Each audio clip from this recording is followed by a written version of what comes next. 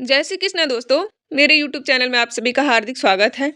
दोस्तों, महाकुंभ में माला बेचने आई लड़की जिसे लोग मोनालिसा के नाम से जानते हैं, अचानक से इंटरनेट पर सेंसेशन बन गई। लेकिन इस प्रसिद्ध ने उसकी जिंदगी में कई परेशानियां खड़ी कर दी हैं। लाखों का कर्ज चुकाने के लिए महाकुंभ में माला बेचने आई इस भोली भाली लड़की की हालत अब ऐसी हो गई है कि उसे अपनी जान की रक्षा के लिए योगी सरकार से गुहार लगानी पड़ी है। महाकुंभ जैसे पवित्र आयोजन में किसी की जान को खतरा हो सकता है, यह कल्पना करना मुश्किल था। लेकिन मोनालिसा की कहानी ने इसे सच साबित कर दिया। अपनी कजरारी आंखों और मासूमियत भरे चेहरे से लाखों दिलों की धड़कन बन चुकी मोनालिसा अभी इसी स्टारडम के कारण डर और धमकियों का सामना कर रही है। मोनालिसा, जो सिर्फ माला बेचने के लिए महाकुंभ आई थी, इंटरनेट पर वायरल होने के बाद आम जिंदगी जीने में मुश्किलें महसूस कर रही है।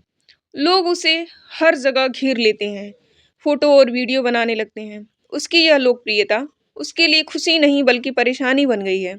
वायरल होने की शुरुआती दिनों में यह ध्यान आकर्षण उसे अच्छा लगा, लेकिन धीरे धीरे यह बोझिल और डरावना साबित हुआ।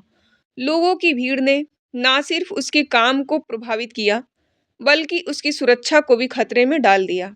पत्रकारों और यूट्यूबरों ने उसे चैन से जीने नहीं दिया। हर वक्त उसे घेर लिया जाता है और वीडियो बनाए जाते हैं। मोनालिसा ने बताया कि वायरल होने के बाद से माला की बिक्री में गिरावट आई है। लोग माला खरीदने के बजाय सिर्फ वीडियो बनाने आते हैं। एक दिन तो पत्रकारों और यूट्यूबरों की भीड़ ने उसे घेर लिया, जिससे वह पूरा दिन एक भी माला नहीं बेच पाई। स्थिति तब और गंभीर हो गई जब मोनालिसा के भाई ने वीडियो बनाने वालों को रोकने की कोशिश की। इसके बाद उन पर हमला कर दिया गया और 9 लोगों ने मिलकर उनके भाई की पिटाई की, जिससे मोनालिसा भी घायल हो गई। रोते हुए मोनालिसा ने मीडिया के सामने अपनी पीड़ा व्यक्त की और मुख्यमंत्री योगी आदित्यनाथ से मदद की अपील की। उसने बताया कि उसके परिवार ने कर्ज लेकर महाकुंभ मेले में सामान खरीदा था, लेकिन अब धमकियों और उत्पीड़न के कारण वह बेच नहीं पा रही है। अब हालत ऐसी हो गई है कि उसे महाकुंभ छोड़ने का विचार करना पड़ रहा है। परिवार की सुरक्षा और आर्थिक संकट ने मोनालिसा को बुरी तरह झूर कर रख दिया है।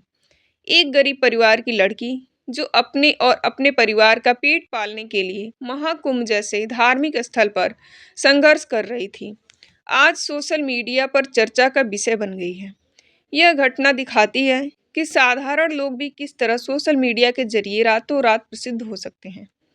मोनालिसा की कजरारी आंखें और उसकी मासूम मुस्कान ने उसे खास बना दिया है। कई मीम्स और पोस्ट में उसे भारत की पारंपरिक सुंदरता का प्रतीक बताया जा रहा है। इस घटना ने साबित किया कि असली खूबसूरती महंगे कपड़ों और मेकअप में नहीं, बल्कि सादगी और आत्मिक पवित्रता में होती है। मोनालिसा की सादगी, उसका रुद्राक्ष की माला बेचने का काम और उसकी पारंपरिक वेशभूषा भारतीय संस्कृति की गहराई को दर्शाते हैं। उसने यह साबित कर दिया कि अगर उसके पास सच्चाई और सादगी है, तो आप किसी भी परिस्थिति में खास बन सकते हैं।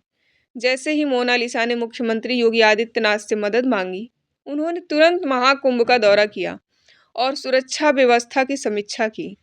मुख्यमंत्री ने इस मामले को गंभीरता से लेते हुए महाकुंभ में बढ़ते खतरे का संज्ञान लिया और हवाई सर्वेक्षण किया। उन्होंने यह स्पष्ट आदेश दिया कि जो भी व्यक्ति किसी भी बेटी या फिर किसी भी व्यक्ति को परेशान करता है, तो उस पर तुरंत कार्रवाई की जाएगी। महाकुंभ में हर साल लाखों श्रद्धालु स्नान के लिए आते हैं। इस बार 29 जनवरी को मौनी अमावस्या और 3 फरवरी को बसंत पंचमी के प्रमुख स्नान होने वाले हैं। मुख्यमंत्री ने यह सुनिश्चित किया कि सभी श्रद्धालु सुरक्षित रहें और कोई भी असामाजिक तत्व महाकुंभ की पवित्रता को प्रभावित ना कर सके। उन्होंने महाकुंभ के दोनों प्रमुख स्नान की तैयारियों का गहन निरीक्षण किया और सुरक्षा व्यवस्था को और मजबूत करने का आदेश दिया। मोनालिसा अब समझ गई है कि अपनी सुरक्षा के लिए उसे खुद भी कदम उठाने होंगे। सवाल यह है कि क्या वह महाकुंभ छोड़कर चली जाएगी या यहाँ से निकलने के बाद भी अपने परिवार की मदद करने की कोशिश करेगी। यह घटना सिखाती है कि रातों रात मिली प्रसिद्धि हमेशा सुखद नहीं होती।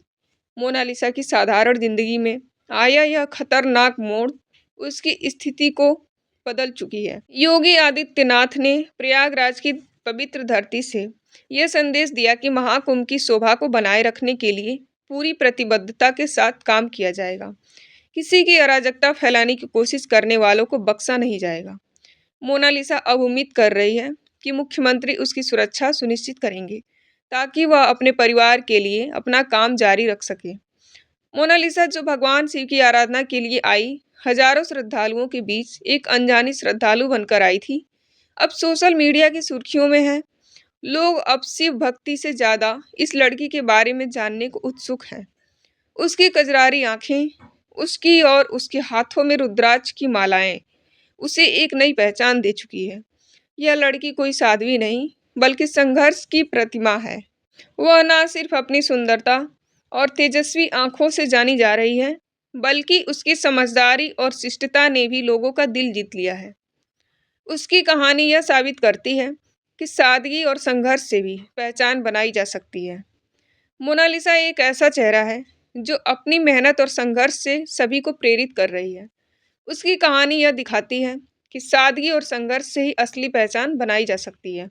लेकिन सवाल यह है कि क्या यह उचित है कि एक धार्मिक स्थल जहां करोड़ों लोग देश विदेश से आस्था की डुबकी लगाने आते हैं, वहां एक साधारण लड़की को केंद्र में रखकर सोशल मीडिया पर वायरल कर दिया जाए। महाकुंभ जो भक्ति और आस्था का प्रतीक है, वहां कुछ पत्रकारों और यूट्यूबरों ने इस लड़की को इस तरह से वायरल कर दिया कि लोगों का ध्यान पूजा पाठ से हटकर सिर्फ उस पर टिक गया।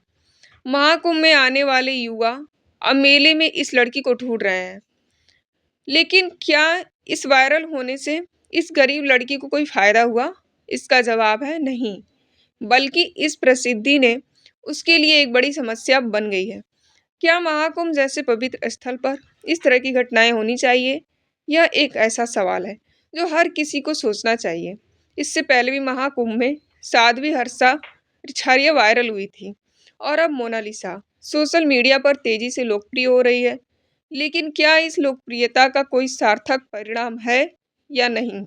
उसका यह रातों रात वायरल होना सिर्फ मोनालिसा की जिंदगी को और मुश्किल बना रही है। क्या मुख्यमंत्री योगी आदित्यनाथ मोनालिसा की मदद करेंगे? क्या उसकी सुरक्षा का पूरा इंतजाम किया जाएगा? यह सवाल अभी भी बाकी है। इस घटना ने यह सिखाया कि पहचान और स्टारडम के साथ बड़ी चुनौतियां आती हैं, इसलिए इसका बोझ हर किसी के लिए नहीं होता। मोनालिसा की कहानी हमें सोचने पर मजबूर करती है कि कभी-कभी बिना चाहत के मिली पहचान परेशानी का कारण भी बन सकती है। अगर यह कहानी आपको पसंद आई हो, तो कृपया अपनी राय कमेंट बॉक्स में ज़रूर दें। वीडियो को लाइक करें और हमारे चैनल को सब्सक्राइब करें। Thanks for watching.